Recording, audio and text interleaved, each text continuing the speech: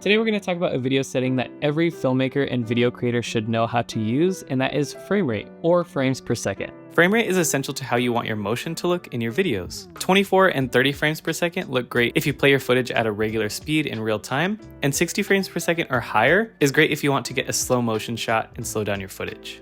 And on most camera menu settings, your frame rate will say P instead of FPS. Now before I break those down, frame rate also goes hand in hand with your shutter speed. In most cases, you'll want to keep your shutter speed 2 times your frame rate. So if you're shooting at 24 frames per second, you'll want to keep your shutter speed 1/48th of a second, and this will give you that cinematic motion blur. However, there are a few times that I actually make some exceptions, so I'll go into those later, but shutter speed is just something to keep in mind as I go through each frame rate. So 24 frames per second is the cinematic frame rate, and that's because most films or high-end productions are shot at this frame rate, and when you pair it with that 180-degree shutter rule, or keeping your shutter speed 2 times your frame rate, you're gonna get a really nice, pleasing motion blur. And the reason this looks cinematic is because this looks the most natural and similar to how we view the world.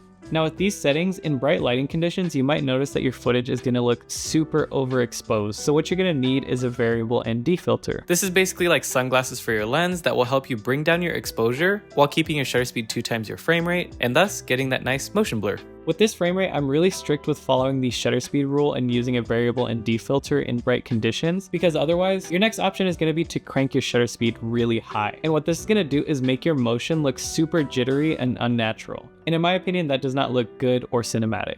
Next up is 30 frames per second, and I would say that this is the best frame rate for content creation and vlogging because Instagram Reels and TikTok are optimized for 30 frames per second. So if you plan on uploading all your content to those platforms, this is probably going to be the best frame rate for you. However, if you do want the cinematic look and want to shoot 24 frames per second and 1/48th shutter speed, you totally can and you won't have any issues uploading. And I typically shoot 30 frames per second when I'm filming on something like my iPhone or my DJI Osmo Pocket 3 because I like using those cameras as fun, simple vlogging cameras or just to capture quick moments. In fact, when I'm shooting 30 frames per second, I'll usually just do complete auto exposure because I just want a simple point and shoot experience without following the 180-degree shutter rule and using filters. And because 30 frames per second has 6 additional frames compared to 24 frames per second, it looks a bit smoother, and having an overcranked shutter and no motion blur, in my opinion, it doesn't look bad at this frame rate.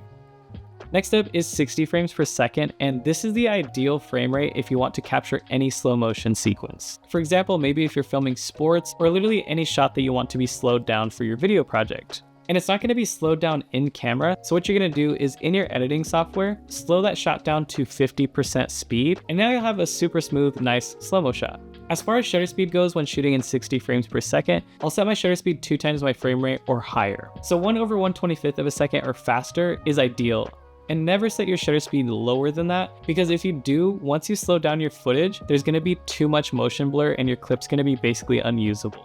And if you want less or no motion blur, you can overcrank your shutter speed at 1/500th of a second or higher, especially for sports or fast moving objects if that's the look that you want. And lastly, make sure that in your editing software, your timeline frame rate matches with the footage that you shot. Unless it's 60 frames per second footage that you want to slow down, in that case, stick to 24 frames per second.